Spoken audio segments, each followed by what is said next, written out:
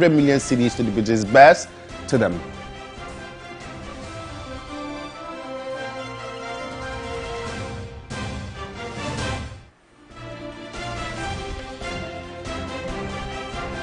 Government seeks external funding for the 2024-2025 cocoa season purchase, contrary to Cocoa Board's self-financing claims.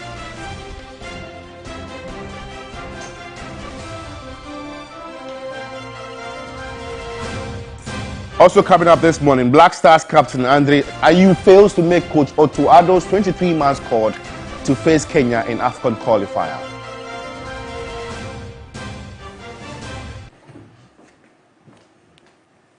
We've got details of these and many more coming up in the next 20 minutes if you spend your time with me. Remember, we're live on DSTV channel 279. And now the Finance Minister, Dr. Mohamed Adam, has announced the release of a first tranche of 700 million cedis bailout to persons whose funds were locked after the financial sector cleanup exercise. Speaking at a press briefing, he said the amount forms part of the 1.5 billion cedi fund earlier approved by Cabinet to settle customers of the defunct fund management company. Take a listen. The 1.5 billion Ghana cedis will be released in 3 tranches. This amount will bring the number of investors to be fully settled under the Black Shield Limited to 82,096 customers, representing 92%, and to 12,069 customers, representing 78% of the rest of the fund management companies. This will bring the total number of investors fully settled under the bailout scheme to 94,165 customers, representing 90% out of the total validated claims of 105,178 customers. Meanwhile, customers of collapsed fund management companies say they will continue picketing despite government's release of some 700 million cedis to be disbursed to them. Yes, it will bring relief to some people in the financial market, but not to everyone in the financial market. We have consistently said that of the 4 billion provision that was made in the budget, if you take out this 1.5 billion going to SEC-regulated entities, and you take out the 2.3 billion which is supposed to be going to NIB, it leaves very little else. It leaves about 200 million, which is woefully inadequate to take care of our needs. And so we've consistently requested that the amount by which NIB is being bailed out be reduced, and some funds extended to ourselves beyond this 200 million that will be left.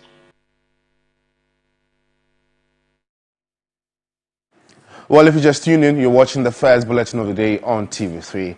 And now the illegal mining activity being conducted along the Konongo-Accra Highway has been halted after intensified media report. Ibrahim Abubakar, who reported about the illegal activity about a week ago, went back to the site to assess the current situation. This was the state of the site when we reported on the activities of the illegal miners on Wednesday, August 14, 2024. The illegality was so glaring that it catches the eye of motorists and passers-by. The Owerri River suffered heavy pollution from the mining activities. Few days later, the Asante Akim Central Municipal Security Council clamped down on the miners. I am sure that you bear with me that fighting these illegal miners is not something all that easy. We are doing our best, and I know that the efforts that the music have, putting in place will help us solve it gradually. It shall be well, and we are committed to make sure that the right thing is being done. Reclamation of the land has begun, but residents are hoping for a sustained effort.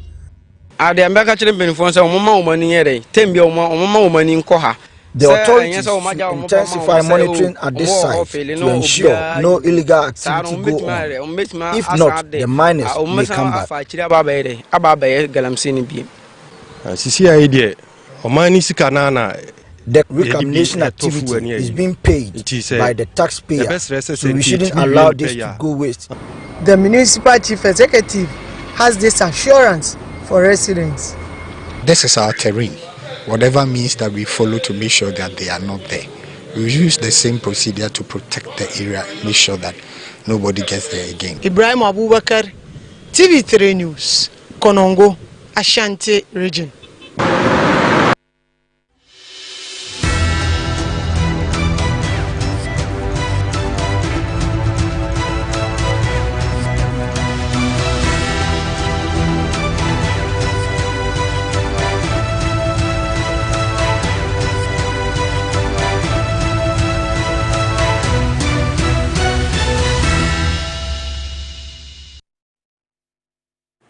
And now if you're wondering why I'm in this very t-shirt, this is the reason. Renowned for delivering unmatched coverage and analysis, TV3 and 3FM are set to lead the charge, ensuring Ghanaians stay informed every step of the way in the 2024 elections, following the grand launch of Election Command Center.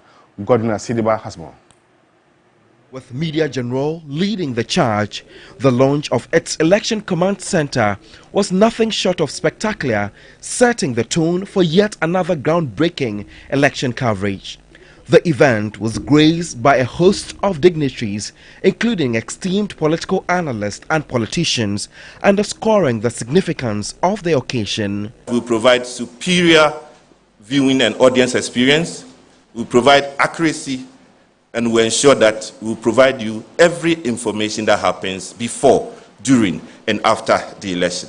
Deputy Director of Research, Monitoring and Evaluation at the Electoral Commission, Fred Tetteh, expressed confidence that, with the support of all stakeholders, they will once again ensure a smooth and credible election. As we try to cross the bridge in December 2024, once again, the Commission assured that we're going to get it right. The Director of Programs at Policy Engagement at the Center for Democratic Development Ghana, CDD, Dr. Kojo Pumpuni Asante, wants the coverage to combat misinformation and disinformation while ensuring that journalists receive the respect they deserve while on duty. A lot of the challenges we have is just because people lack knowledge on even basic things like voting procedures. So we should use all our mediums, both English language, local language, to educate people as much as we can. But the other thing that we have to fight against is misinformation and disinformation. Former national chair of the New Patriotic Party, Peter McMahon, urged Ghanaians to steer clear of hate speech. We cannot go into an election in any manner of violence that would threaten the stability of this nation. So I would like to call on all of us, Ghanaians, to stop hate speech.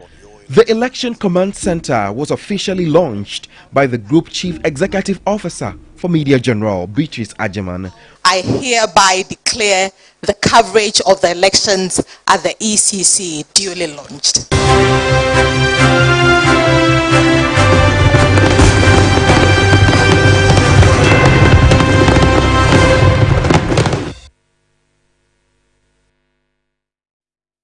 Well, we are your Election Command Center, so trust us on delivering quality and credible reportage before, during, and after the elections. And our Vice President Dr. Mahamudu has made a commitment to supporting churches and faith-based organizations involved in the construction of schools, hospitals, and other developmental projects. Dr. Bawku announced that his government would grant tax waivers to churches importing materials and equipment for such waivers.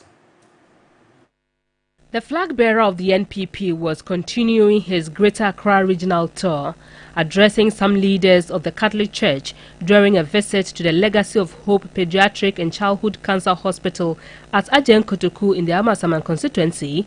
Dr. Bawku emphasized the crucial role that churches and faith-based organizations have played in the nation's development, hence plans to officially designate them as development partners.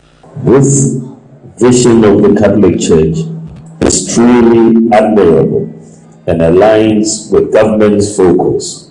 The Catholic Church and all donors should be immensely proud and the entire nation must hear about this. At the Dom Kwabena constituency, former Speaker of Parliament, Professor Michael Quay, called on electorates not to miss out on what Dr. Bawumia brings to the country. If you don't take advantage of such a reason, and the electorate say, open the future. Why pay for any money and rent that they don't just protect you. They don't just keep you. So that this nation Ghana will benefit from a man who is exceptionally gifted as a child of this man. Addressing the teaming supporters, Dr. Bawumia trumpeted his achievements as Vice President and asked for the opportunity to do more.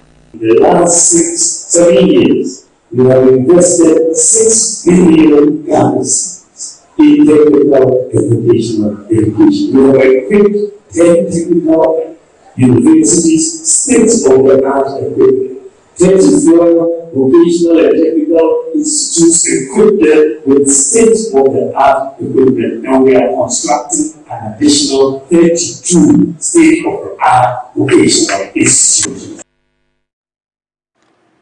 Well, let's know what you make of this very commitment by the flag bearer of the NPP, Dr. Mahamudu Bawumia, and other stories that have been aired so far. Go into our social media platform, Facebook, particularly we are live, TV3 Ghana.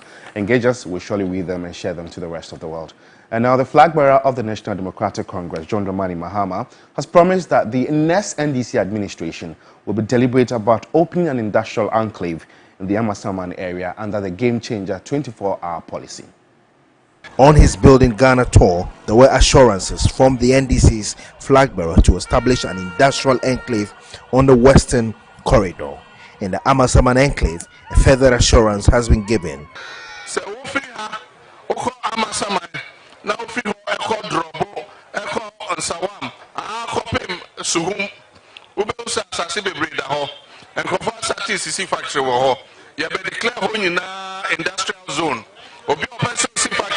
There's a lot of land at Amasaman, Drobo, and adjoining areas where factories are being constructed. We will declare the area an industrial zone, so anyone who wants to build a factory can go there. We want to expand to other areas since the Tema industrial area is now full. When the factories built at Drobo are operational, we can implement the 24-hour economy over there.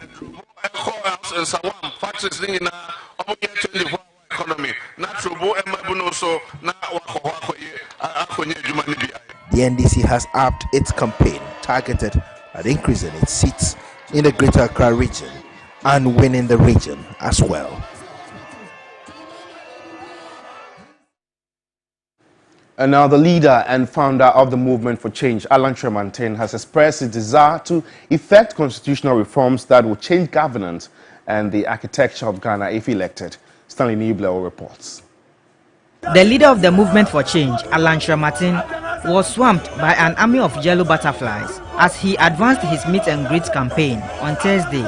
Together with his alliance members, the campaign team visited 2 constituencies, Ayawaso East and Central. The MPP and the NDC, having been in power for 32 years, have not been able to stabilize even the economy. And that is an indictment on them. He said a butterfly-led administration in 2025 will review the 1992 constitution. Yes, it has served as well, but it is time for us to move beyond the point. That's why if I become president, I'll make sure that we undertake the constitutional reforms necessary to change the dynamics of our governance. He is also conscious of revamping the transport sector, stabilize the city, and drastically reduce fuel prices to impact local commerce. Stanley Niblewi, TV3 News, Accra. And now to the presidency. President Addo has assured of government's commitment towards a peaceful and credible elections. Addressing the 13th biennial and 51st conference of the Methodist Church Ghana in Kumasi, the president indicated that individuals or groups harboring the idea of rigging the elections will be left disappointed. That the security agencies will be alive to their responsibilities and will ensure that the free will of the Ghanaian people and the choice of national leadership will be manifest free of violence and intimidation. I'm certain that the behavior of the Ghanaian people and their government and public authorities will put to shame all the naysayers, all the Jeremiahs, including, unfortunately, some persons of the cloth, who instead of preaching peace, are bent on raising the specter of election rigging and Kenyan-style bloodletting. They will be disappointed.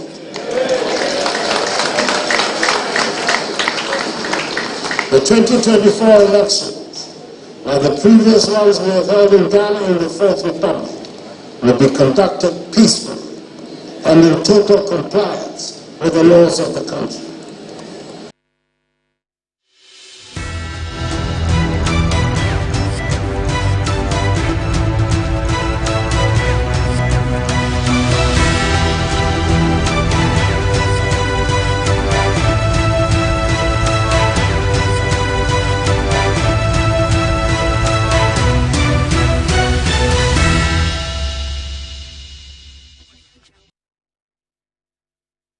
Well, if you just tune in, you're watching the first news bulletin of the day on TV3.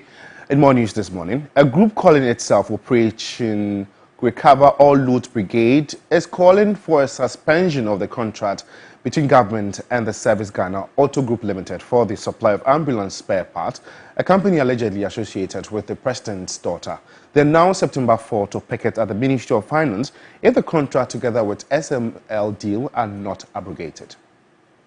We shall occupy the Jubilee House and any government establishment involved or suspected to be involved in corruption or corruption-related matters to demand immediate and decisive action regarding several troubling financial improprieties that have recently come to light. The group cited several corruption allegations, including payments of about $34 million to Service Ghana Auto Group Limited for the supply of ambulance spare parts.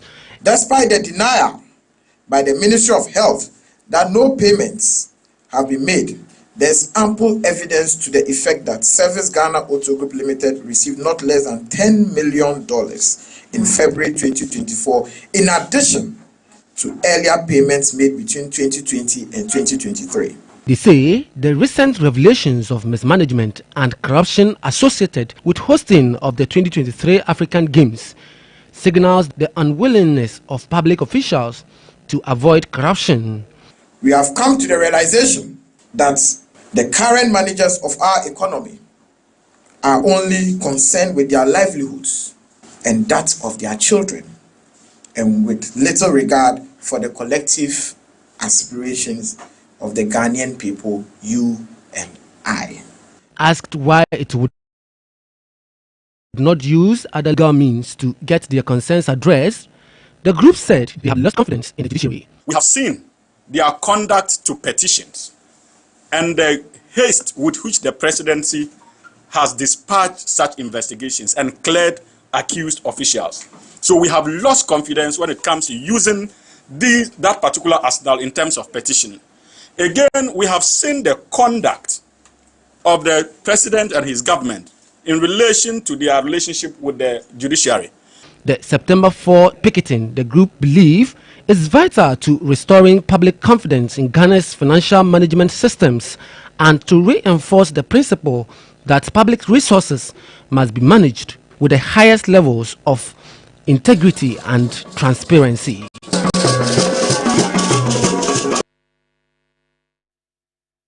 Well, let's see how things pan out, but this is a development that really interests us, and so we'll be following up and update you in our subsequent bulletins. Earlier on Thursday afternoon, Black Stars head coach Addo announced a 23-man squad ahead of the 2025 Africa Cup of Nations qualifiers against Angola and Niger. Kevin Owusu-Ansah was on the ground and has filed this report. Well, generally an unchanged squad from Addo as it looks forward to getting Ghana qualification into AFCON 2025 ahead of those two crucial games.